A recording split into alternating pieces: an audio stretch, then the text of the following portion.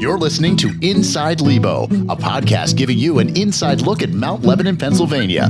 Hosted by Assistant Municipal Manager and Municipal Planner Ian McMeans and Assistant Public Information Officer and Online Editor Stephanie Hackey.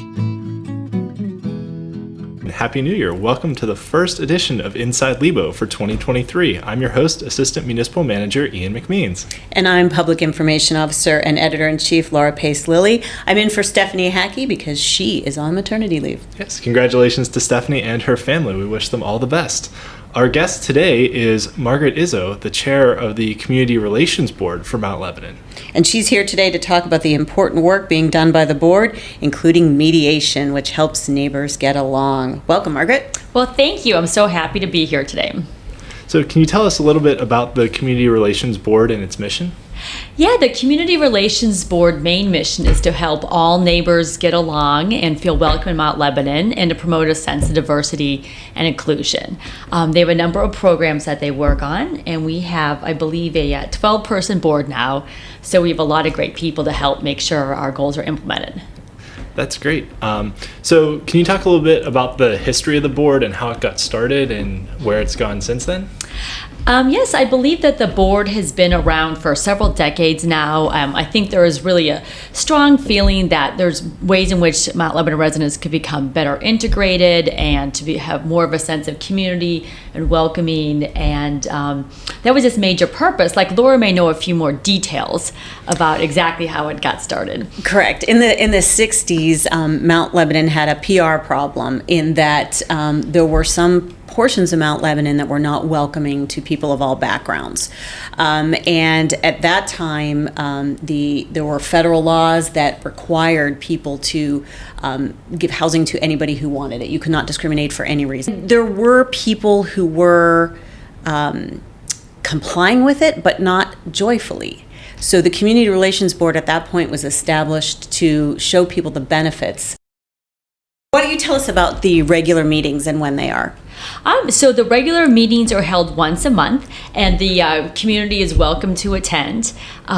Basically, we go through like our set of different committees. One that we spent a lot of time with over the past year and a half or so is the Ad Hoc Diversity, Equity, and Inclusion Committee. So it was staffed not only with Community Relations Board members, but with also subgroups with members of the community. And that's just been a wonderful experience to have so many different people from the community of all different types of backgrounds, all different types of professional training and work, give us their input about ways in which we can become a more welcoming, diverse, and inclusive community. So there's been a lot of discussions about, activities that Mount Lebanon could have, better police engagement, ways in which the various entities in Mount Lebanon, such as the library, could have more diverse programming, and talking about maybe doing community surveys. But it's been just incredible to have so many people from the community involved. So broadening the board, I think, has made many steps forward for Mount Lebanon. So great. And those meetings are open public meetings. People can attend. Is there a process they have to go through to comment during meetings or to weigh in, or can they just kind of show up and make comments? I mean, the best way is to email, I believe, Robin from the library, correct? They can do that. They can also show up in person, and they can dial in on Zoom. So yes. Okay, great. Thanks. So anything else that you think the public should know about the Community Relations Board and what they do?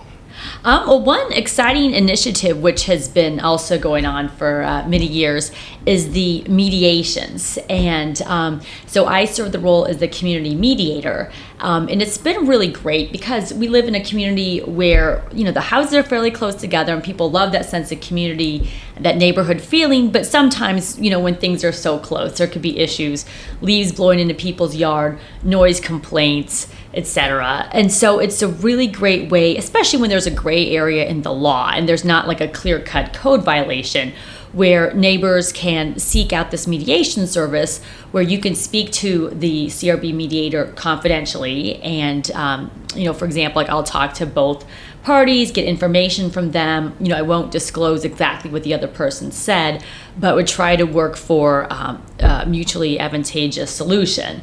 And it's really been very helpful because sometimes people just are they feel very strongly about their property and what they can and can't do on their property. And there are a lot of creative solutions. Sometimes we encourage having a third party involved, bringing in the roofer or the contractor or the surveyor or somebody else who could have a more professional opinion.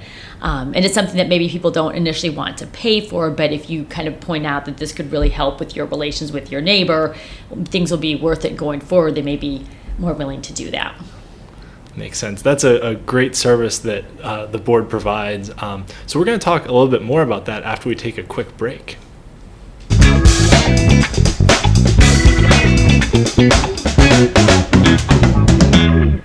Welcome back to Inside Lebo. I'm Assistant Municipal Manager Ian McMeans, and we're here today with Margaret Izzo, the Chair of the Community Relations Board, talking about the mediation process. Before the break, Margaret did a great job of laying out kind of how the process works for residents who are interested in the Community Relations Board's mediation services. So does this service cost anything to residents, or is it offered for free? This service is completely free.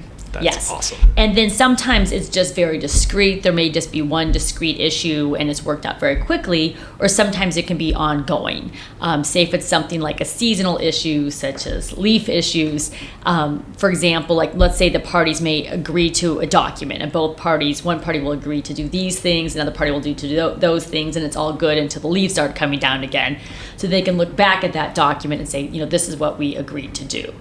It is non-binding. A big part of this is to prevent people from going to court, because you could go to our local court with the magistrate right here in Mount Lebanon, but of course there's expenses related to that. There's court costs and filing fees, and then things can become much more contentious when you've gone to court. And a lot of these problems are very easy to solve, and we would prefer not to have things go at that level. So let's say it's Ian and I, and Ian's my neighbor, and his kids are up late at night shooting baskets on a night that I have to get up early for shift work, and we come to you. Now, we both have to agree to it. He can't require me to come in, correct? Correct, okay. Exactly. Like you both, and typically would just start with, I would have conversations or email conversations with both sides. And then if there was an impasse where, for example, like the basketball is never going to stop, like it's just going to keep on going, and you literally can't sleep. You've tried other things to make you, and you just can't. And then at that point, if you feel as you have to meet in person, then we can meet in person, at the municipal building. And so how would that work? We come in, and then what do you do? So I might even encourage that if there's other people involved in the family besides maybe just the two homeowners. So for example, in this case, I would encourage maybe the kids could come in too, because maybe the kids could come up with a good solution. They could just say, hey, well, actually, we could go play basketball at our friend's house, or we could sign up for this league. And maybe, if perhaps sometimes if there's an impasse with certain people, but you get other people involved, and that can also help make things seem a little more reasonable.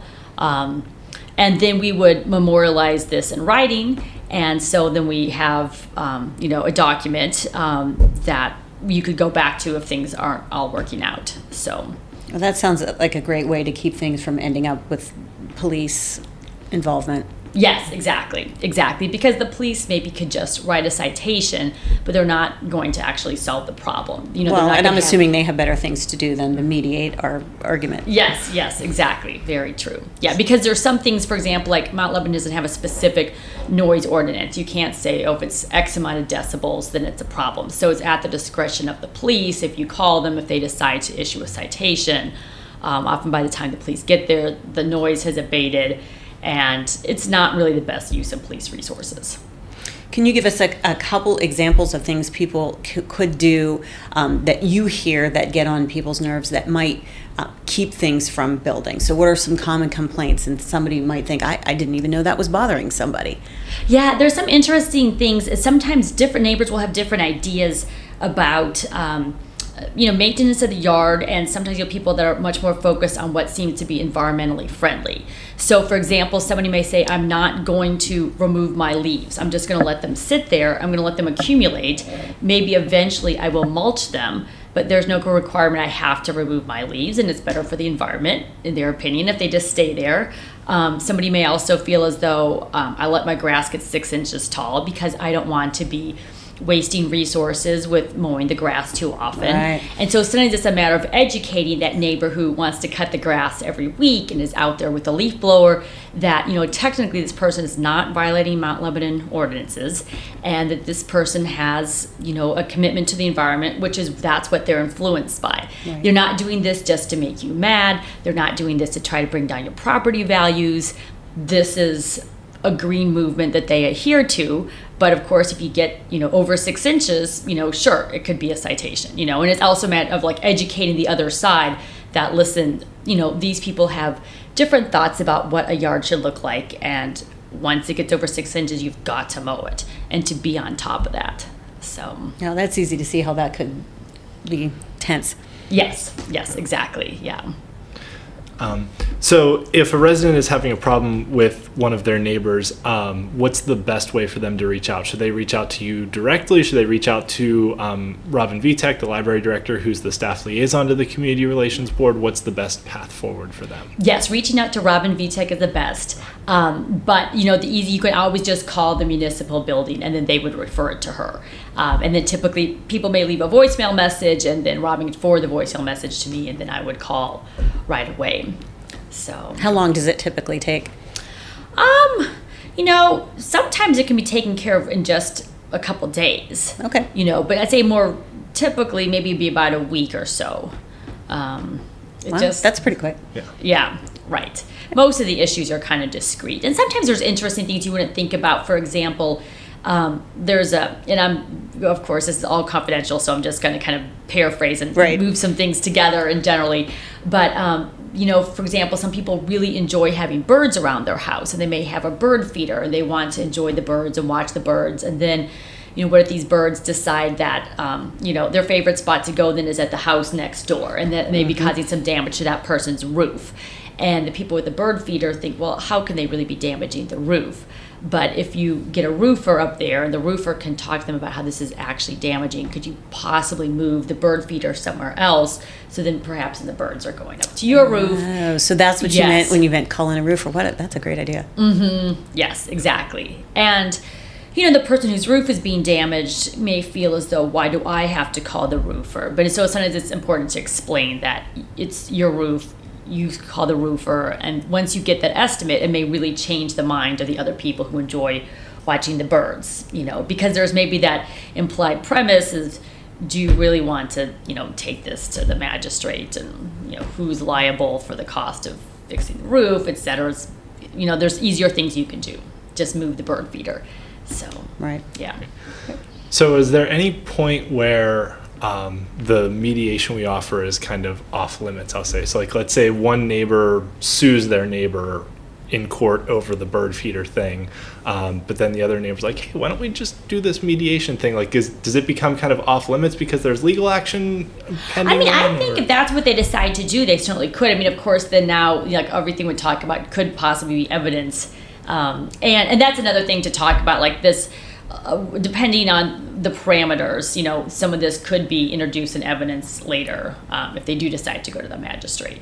So that's, something else to talk about with them. But usually things don't get that far, which is helpful. That's good. And I would think your law background is very helpful with this position too. That helps, right? Yes. We did have to do a special training in community mediation, which was really helpful because it's different from other types of legal mediations. And as a practicing lawyer, did you use these types of skills frequently? Sometimes, yes, I did.